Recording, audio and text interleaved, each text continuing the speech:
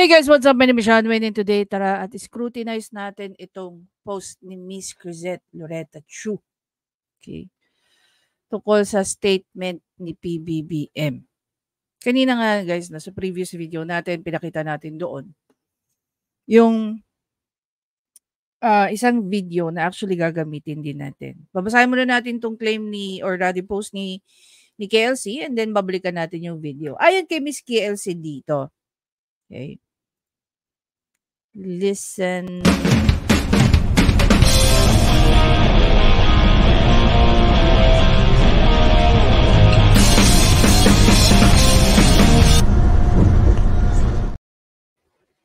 you go. Palakihan natin at basahin natin doon sa mga gustong puntahan directly itong post ni Miss Kelsey. You can go right ahead. I-search nyo lang po ang kanyang profile. Ayon kay Miss Kelsey, Dear Mr. President Marcos, Dear President Marcos, may I respectfully stop you right there and say not one person died kasi syempre, one person lang naman ang driver.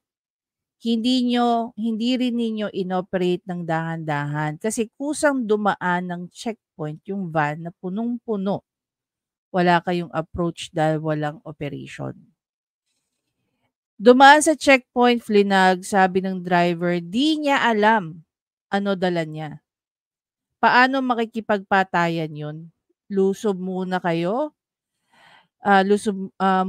kayo sa mga parang hinog level type of drug lords and then you can make a statement and claim zero drug deaths. Wag po tayong exaggerated kasi it is insulting to the police of 2016 to 2022 to be portrayed as if they're blood-hungry savages.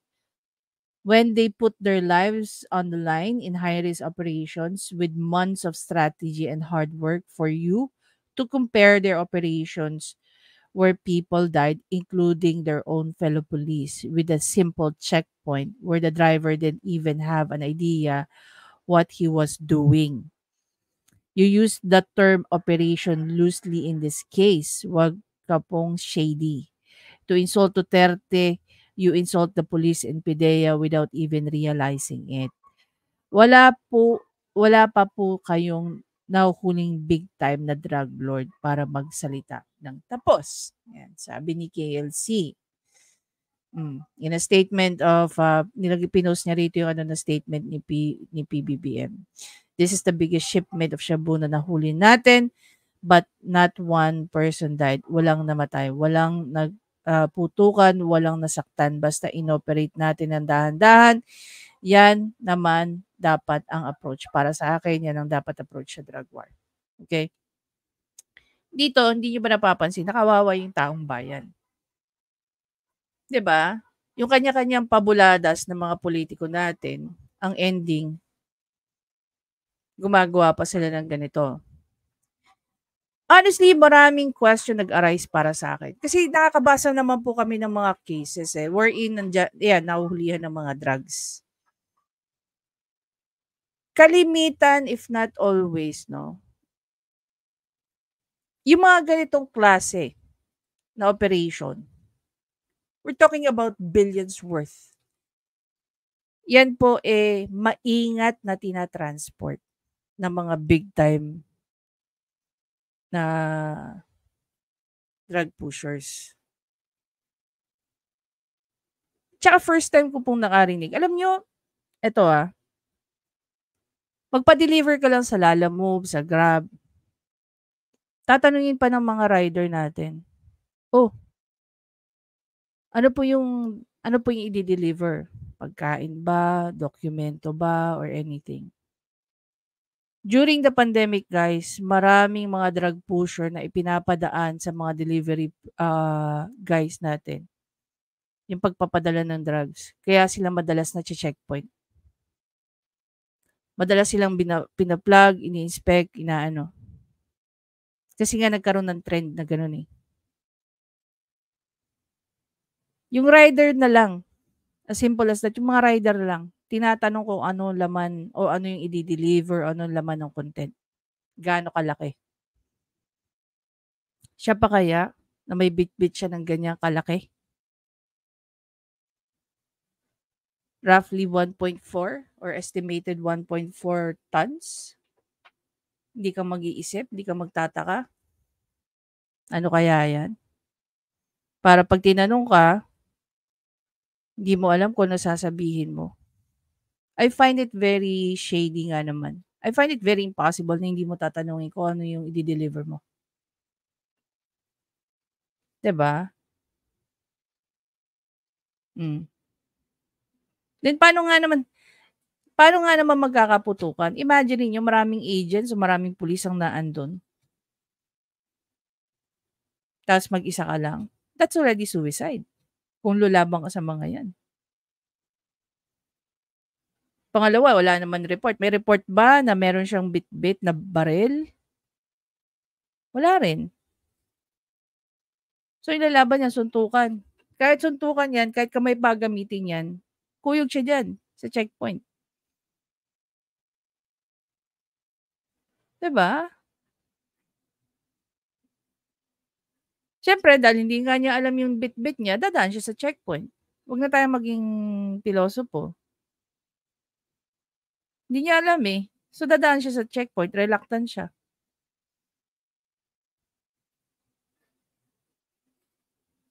Minention ba rito or sa news kung sino yung nag-pack? 'Pag kayo nga magfa-fly out, 'di ba, international flight or even actually local domestic flight, tinatanong pa mismo ng minsan, tinatanong pa minsan ng mga nasa counter, "Kayo po ba yung nag-pack nito?" Or sa screening tinatanong, "Kayo po ba nag-pack nito?" Pinagbabawal nga na ipa-pack mo yung bagahe mo sa ibang tao. Dapat knowledgeable ka. May personal knowledge ka sa laman ng bagahe mo. Eto pa kaya, van mo yung involved dito, hindi mo alam kung ano laman, 'di ba? Kaya hindi natin maaalala sa ibang tao kung maiisip nila na ito ay scripted or stage. Hmm. Kasi ang daming loopholes, eh, 'di ba? Tas ito yung sasabihin ni PBBM, pakinggan natin. Personal na ininspeksyon ni Pangulong Bongbong Marcos ang higit 13 billion pesos na halaga ng hinihinalang shabu na nasabat sa Batangas kahapon. Tila Tapos yan, sasabihin pa dito, personal na inimbestigahan ni PBBM. Tapos pagdating sa statement, iba yung sinabi niya, iba yung sinasabi ng official statement ng PNP. Inimbestigahan ba talaga yan? Ininspeksyon ba talaga yan ni PBBM? may pasaring naman ang Pangulo sa pagmamalaki niyang walang nasawi sa anti-drug operation na ito. Nasa frontline ng balitang niya, si Maricel Halili. Bahala kayo sa ginagawa niyo, basta tuloy-tuloy lang kami. Aabutan din namin kayo. Maliit lang ang Pilipinas. Ito ang babala ni Pangulong Bongbong Marcos sa mga sindikatong nasa likod ng halos 2 toneladang shabu na nasabat sa Alitagtag, Batangas kahapon. Personal na ininspeksyon ng Pangulo ang sako-sakong droga na nagkakahalaga ng 13.3 billion pesos. Naharang ang mga kontrabando habang sakay ng van na pinara sa checkpoint. Sabi ng mga pulis, galing Santa Teresita ang sasakyan at aligaga ang driver nang hinga nila ng lisensya. Sabi aligaga daw yung yung driver. Kung walang personal knowledge ang driver sa laman ng kanyang van, bakit siya aligaga? 'Di ba dapat reluctant lang siya? 'Di ba dapat relax lang siya? 'Di ba? Nakikita niyo yung point? Bakit ka aligaga kung hindi mo alam yung laman ng van mo? At kung may alam ka sa laman ng van mo, bakit ka papasok sa checkpoint? You will find it very impossible lalo na kung medyo dahan-dahan ang pasok. 'Pag may checkpoint guys, dahan-dahan ang takbo ng ano. I would know that. Karamihan ng exit diyan sa Davao puro may checkpoint, eh. Although first time kong na-experience when I was in Davao, na talagang sinisilip ng mga pulis sa checkpoint. Sila yung legit na makakaranas ka talaga ng checkpoint. Hindi yung gaya ng mga checkpoint dito sa Metro Manila na pag tumatagos ka sa ibang probinsya. Walang gano'n. Iba yung checkpoint nila ron. Yun yung totoo. True to life na okay, ganito pala yung checkpoint. Na pag nasa kotse ka, ibababa mo lahat yung window mo para makita nila, in plain view, yung mga taong nakasakay dun sa sasakyan. Kung wala naman, it will only take you less than a minute.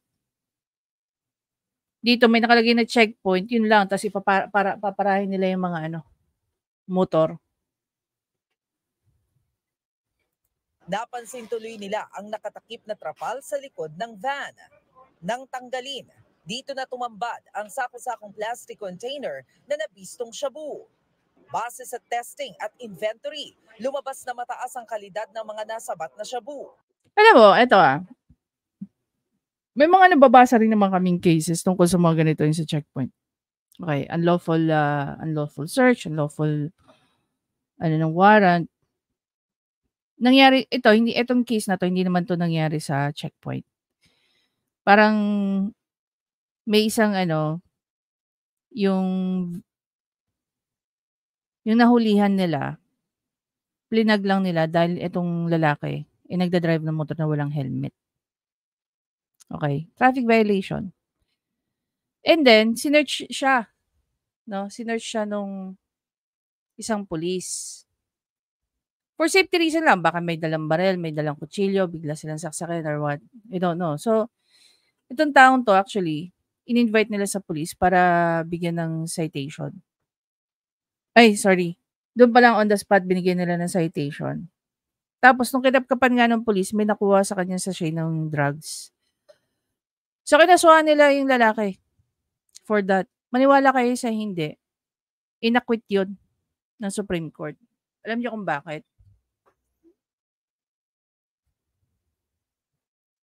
Kasi, hindi naman daw yun yung pinaka-reason kung bakit siya flinag. It was a violation. It was a traffic violation. Unlawful search ang lumabas doon. At saka yung ebidensya daw na nakuha dun sa accused is fruit of the poisonous tree. Hindi daw yun magagamit as evidence laban dun sa tao kahit yun pa ay pinagbabawal. 'Di ba? Kasi hindi naman daw yung very reason. Ang tanong, will that apply dito sa issue sa concern na to? Kasi hindi naman siya flinag eh. Wala naman it's just it's a common day. Dumaan siya sa isang checkpoint. Kahit aligaga na siya, dumaan pa rin siya sa checkpoint. At dahil aligaga siya at napansin ng mga pulis, baka may dala tong kakaiba. Ulitin ko ngayon lang ako nakarinig na aligaga ka for no reason at all. Kasi ngayon defense, hindi niya alam kung ano laman nung mga kargamento niya. Pero aligaga siya. 'Di ba? I don't know if you're going to buy that, pero ako hindi. I'm not going to buy that. Kung aligaga ka, isa lang ibig sabihin yan. Meron kang full knowledge kung ano laman nung kargamento mo. At kung alam mo ang laman ng kargamento mo, dapat hindi ka dumaan dyan sa checkpoint. Dahil sigurado ka eh. Hindi naman tanga-tanga yung mga pulis na yan eh. 'Di ba? Not to be suspicious dyan sa mga kinikilos mo. At the end, ano mangyayari sa'yo? Di syempre, ipa-plug ka, inspectioning ka. Lahat ba ng searches dyan sa mga checkpoint? Tama? 'Di ba? Sige nga, yun yung isang mga tanong natin eh. Tama ba yun?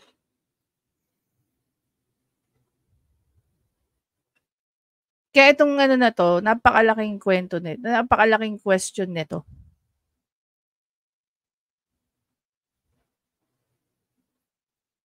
Kasi yung information, yung pag-a-act, hindi konektado sa isa't isa, eh. 'Di ba? Halimbawa man ito ay isang stage 'no, gaya ng sinasabi ng marami. Halimbawa lang ito ay isang stage. Sino nanggago dito? Pulis, DILG, o si PBBM? Sino nanggago sa taong bayan? 'Di ba? Tsaka ano makukuha rito ni PBBM? Eh, trabaho naman talaga nila yung manghuli ng mga ganitong klaseng operation, 'di ba? Mag-seize ng ganitong operation. Pinapakita niya ba na yung kanyang way, eh, effective? Tama ako para sa akin ano, tama rin naman si Miss KLC, eh. Subukan niya yung mga paruhinog levels, and then we'll see from there. Ito nga driver lang nakuha mo tsaka worth 9 billion na ano, eh, pero hindi yung drug lord. As we all know, kinasuhan na si Paruhinog, 'di ba, yung babae, yung mayor ng lugar nila.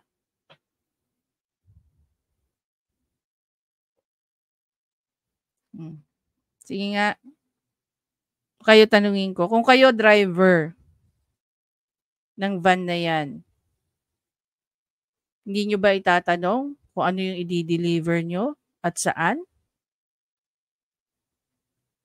Kung halimbawa kayo rin yung driver, alam niyo laman nung i-de-deliver niyo at alam niyo na puwede kayong makulong, dadaan ba kayo sa checkpoint?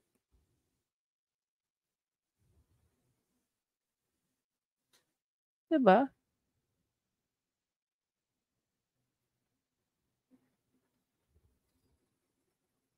Hindi natin masisisi yung ibang nating kababayan kung tumataas ang mga kilay nila. At saka sa ganitong value, 13 billion. Eh, yung hundred thousands nga lang nagbabarilan na, eh. 13 billion pa kaya? Yung hundreds of thousands, yung mga hundreds of millions most probably dumadaan na sa PDEA tsaka PNP. Eto, walang intel ang PDEA or ang PNP tungkol dito sa transaction na 'to. 'Di ba questionable na yun para sa'yo? May mga budget ng intel yang mga yan, may budget ng intel ang OP, ang DILG. Wala silang alam na magkakaroon ng ganitong transaction based on their intel. 'Di ba? Anyway guys, again, maraming salamat sa panonood. Please don't forget to subscribe, like, at i-comment nyo na rin yung thoughts nyo. Nag-raise naman tayo ng mga questions. Bakit walang intel report tungkol dito? Bakit nung aligaga sa kayo nagkaroon ng suspicion na baka may bit-bit tong kontrabado? Naniniwala ba kayo na walang alam yung driver dun sa bit-bit niya? Tsaka paano magkakapatayan kung wala namang armas yung driver at the same time, hindi niya alam kung anong bit-bit niya. Pero aligaga siya, ha?